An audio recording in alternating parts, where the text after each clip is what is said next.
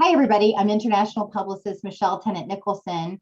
I've been doing a series on my howtobeaprecinctleader.org. And today with me is not only a candidate for Congress, but actually a really close friend of mine from my old kayaking days, Katie Dean. Welcome, Katie.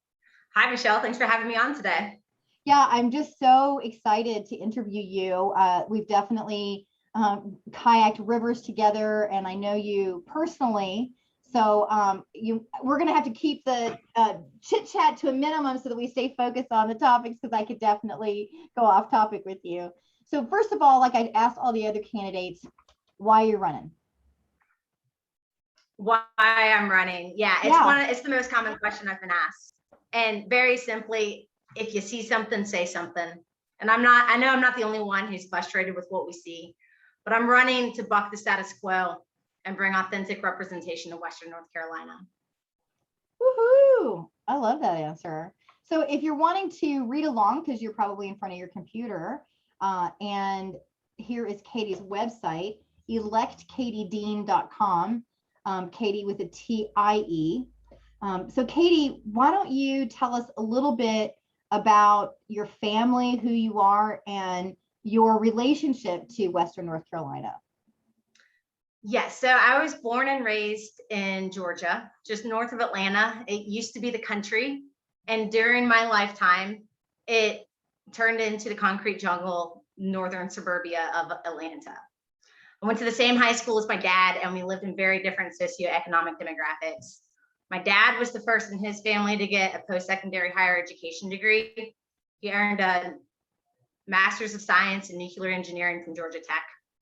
Education was everything to him, because with hard work and education, he elevated himself into a really exciting lifestyle with his family. And my mom's side of the family has ties back to the beginning of our country's commencement. A long history of doctors, lawyers, and various business owners over the years. We've earned and lost family fortunes through various economic collapses. And my family very much so has lived the quintessential American dream on both sides of the aisle. Being born and raised in Georgia, I grew up on a horse farm, upper middle class privileged. And despite the amount of incredible opportunity that my parents provided me, I didn't graduate high school. I withdrew from high school second semester, senior year. And I did not know this. I did not know that. I was failing math. And at the time when I withdrew, I was in Latin 4 honors, AP Environmental Science, AP Lit. I had good grades in those classes, and I wasn't passing math. And so I withdrew from school. I went on to earn a GED. I took a year off working in the horse industry. And then I went to various colleges. I started at Young Harris College. And the following year, I transferred over to Brevard College. And at Young Harris and Brevard, I was learning how to whitewater kayak. And that's really what instilled my roots and my love of Western North Carolina. Learning how to kayak on the North Fork of the French Broad, the Pigeon River, the Chattooga River, various rivers throughout the Southeast. And I was at Brevard for a year. It proved to be a bit too expensive for my family. I transferred down to Georgia State because I qualified for Hope Scholarship at that point in time. Having not graduated high school, I took my academics in college very serious. I was very serious about my studies, and I withdrew second semester from state to take on a full-time employment opportunity working for a martial arts studio.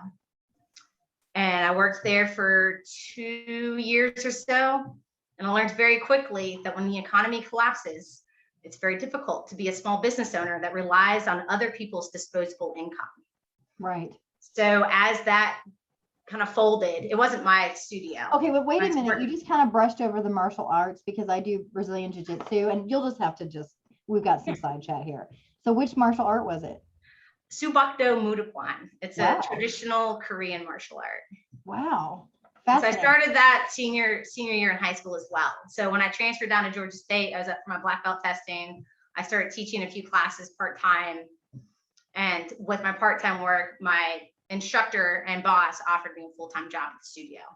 I don't know if people know, but in East Flat Rock here, we have 2 black belt Brazilian Jiu-Jitsu. They're brothers. One's a cool. former police officer. So Just love the martial arts. Okay, so I interrupted you. So go back to here you are, young professional, seeing small businesses fail in the economy. What happens next?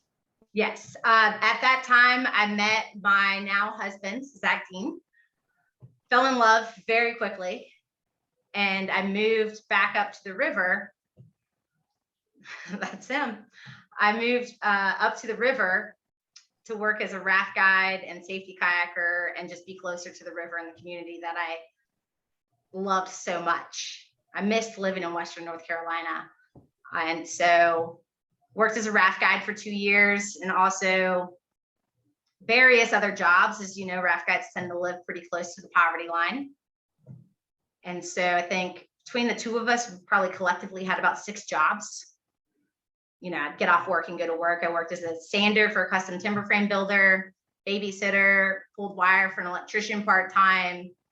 Zach worked at a pizza shop. He was the assistant manager of the rafting outpost. You know, we would just do whatever jobs we could to make ends meet. And when we got engaged, we had a very serious kitchen table conversation about the kind of life that we wanted to build together. At the time, I'd spent a lot of time crying at the kitchen table over bills. Rent was late. One winter, we ran out of propane heat when it was a high of 32 degrees because in the middle of the winter. In the middle of the winter, yeah, I was arguing with the gas company. We had like $75 to $100 that we could put in the fuel tank, and they wouldn't come out and fill that. They were like, we can fill the whole thing, which was $500 or nothing. Yeah. So this is a reality for many Americans. So we ran out. Yeah. So we decided to go back to school. And at the time, I was still a Georgia resident.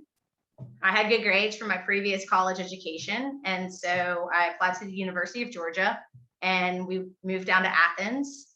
Zach went to tech school to become a mechanic, and I earned a bachelor's of science from the University of Georgia in environmental engineering. I knew that you had, sorry for not looking away, and I've actually got some breaking news around me, but I knew that you had gotten some type of like degree. And so this whole backstory, I didn't know anything of it. Right. So then what happens after you get this fancy degree, you get all learned and stuff? What happens next? Do you actually go use it? Yeah, I did. I came into senior year with a job offer.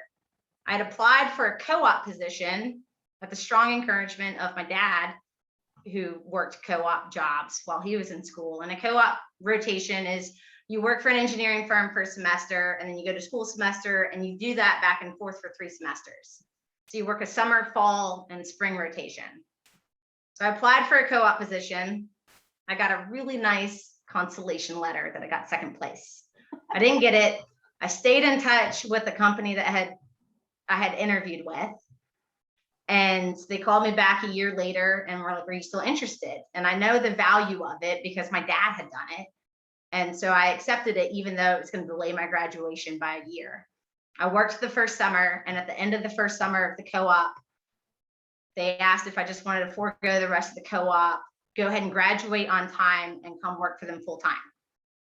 So, you know, running the numbers between working as a college student on a co-op job versus a full-time salaried engineering job, you know, the writing was on the wall. I eagerly accepted the position.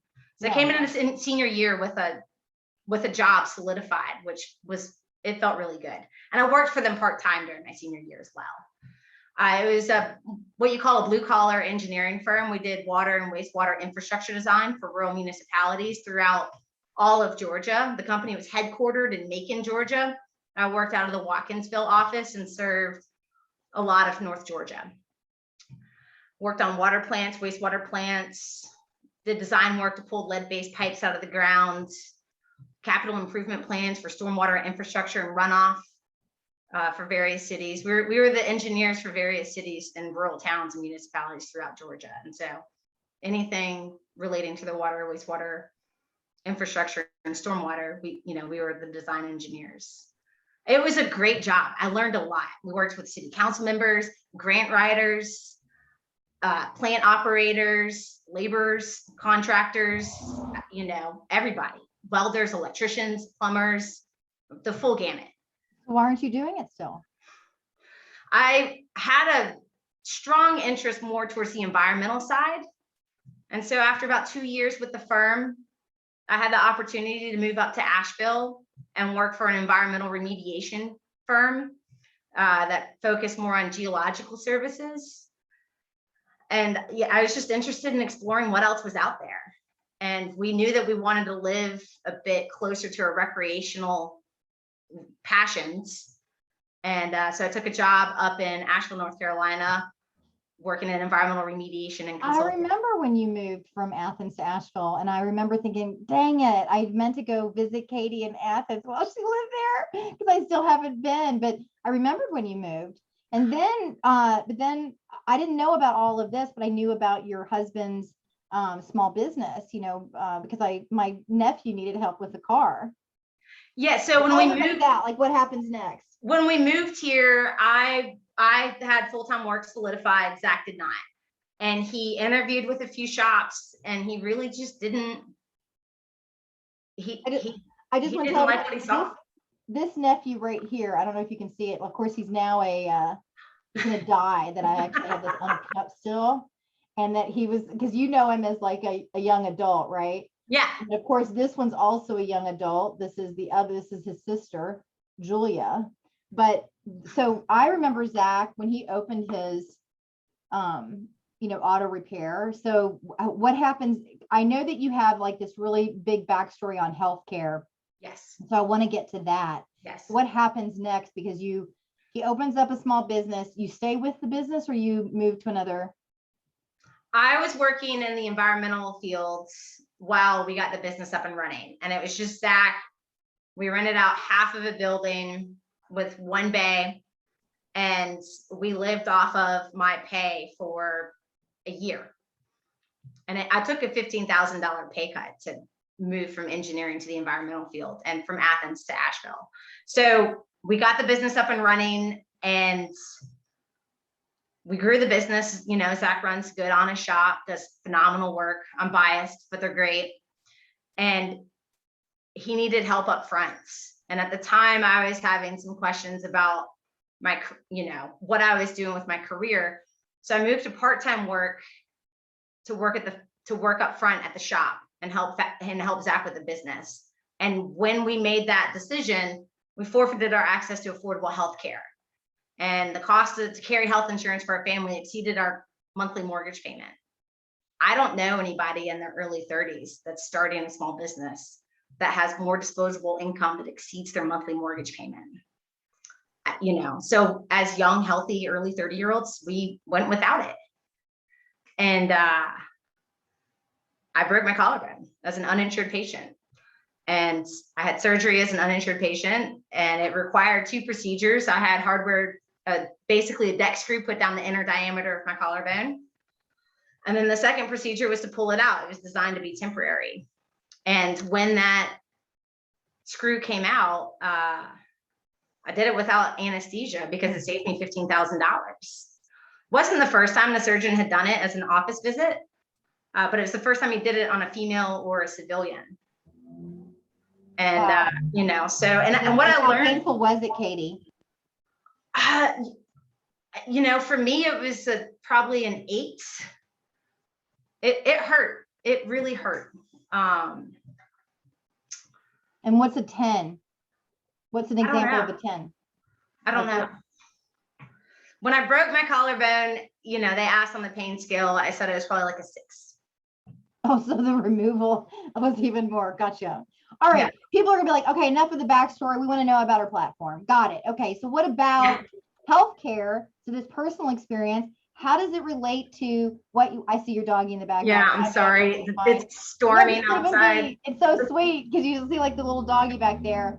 Tell us about like how this actually, what you see needs to make a difference in as far as healthcare and what's happening in Western North Carolina. Let's get into a little bit of that about what you're going to do for the people. And here, by the way, if you're wanting to read along while Katie is speaking, So she's got broadband and infrastructure, economy, education, energy and the environment, healthcare, social diplomacy. Let's get down to this one. Yes. So we fall into the coverage gap for the ACA as small business owners. And we've seen firsthand, where that system fails. I think that given the political climate, access to affordable healthcare, first and foremost, should not be a political issue. Expand the ACA, shore up the issues with the ACA to reduce the coverage gap, lower the age to qualify for Medicare, expands Medicare services to include dental, hearing, and vision.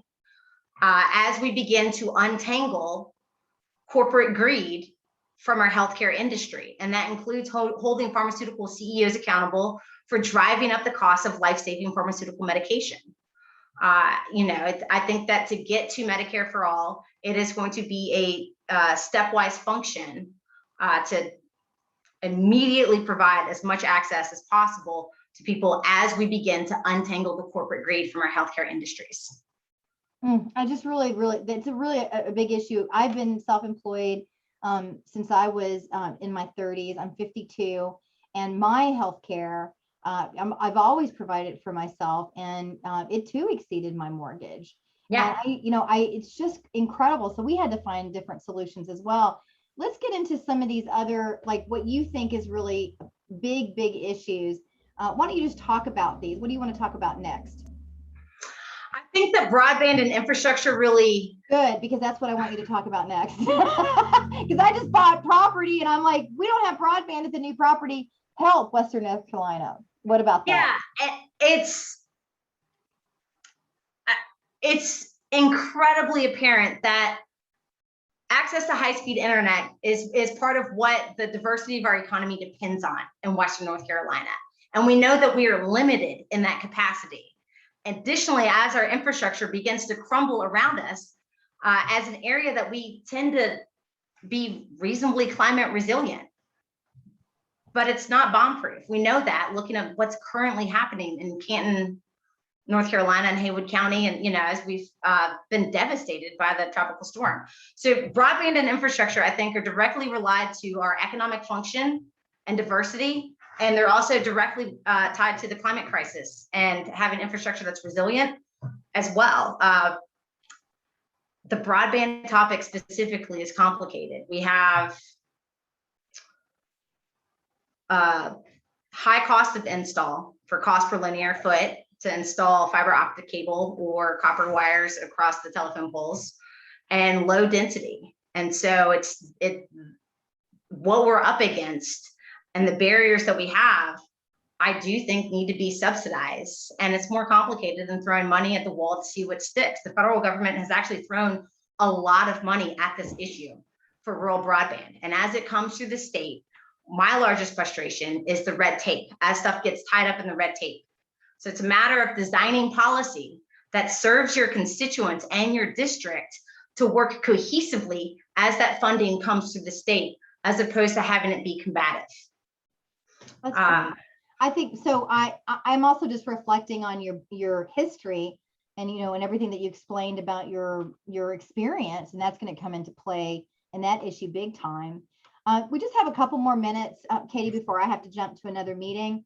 What about economy, education, social diplomacy? What do you think is the next biggest issue for Western North Carolina? I think social diplomacy, those are kind of the issues that get tied up in this culture wars. And we spend about 90% of our time arguing about, not to minimize anything, but we spend 90% of our time arguing less than 10% of the issues, and it leaves the bulk majority of things unaddressed. I think addressing the education and the homework gap that we have in Western North Carolina would help elevate some of the issues that we face on the social diplomacy side and the culture wars as well. Closing the homework gap requires broadband though, and having a diverse economy. I think that diversity is our strength across the board, environmentally and ecologically. Diversity is our strength when it comes to our immigration policies. Diversity is our strength in our energy portfolio. And diversity is our strength in our economy. The reality and the urbanness of Western North Carolina under the right leadership is an enormous strength. Our education system right now, we're on par with the national graduation rate average of in the mid 80s. Western North Carolina's 11th district college graduation rate is in the low 20s, below 25%. And so it's a matter of designing the rural economies so that it fits the job market and maintaining youth in our rural regions. Right now, when kids come up 18, graduation, 18 years old, graduating high school, if they're going into vocational training or to college, the bulk majority of them are told they're going to have to leave this region to find a good paying job. I think that we can bring trade and manufacturing jobs back to Western North Carolina and really enhance the diversity of our economy. And that starts with education, diversity of education, closing the homework gap. And I think if you do all of those things, it will help address some of the social diplomacy and the cultural war issues that we also face. I know that was a long-winded answer. I mean, it's just, I want to just invite everyone to really look at, Katie's put together some really thoughtful responses to each of these issues. And these are the issues that you really feel are most important. And I really thank you for your time today. And is there anything in closing remarks that you would like everybody to know? Yeah, Michelle, I really appreciate the opportunity to come on and have a discussion with you. We are running a historic grassroots working class campaign that Western North Carolina has never seen before. And I think that to combat the extremism that we currently face and the outrage politics that we currently face, we are putting our best foot forward with a platform that really speaks to the issues that we face with a no-nonsense working class campaign for a working class district to buck the status quo and bring authentic representation of Western North Carolina. I'd be humbled and honored to earn everybody's support, your public endorsement, financial support, and most importantly, your vote. That's really wonderful, Katie. And I remember the day that you called to tell me that you were running, and I just feel proud, just proud. Thank you. Proud to know you. Okay. Same. Thank you so much. Thank you so much for being here. And thank you, everybody. And we'll continue our series.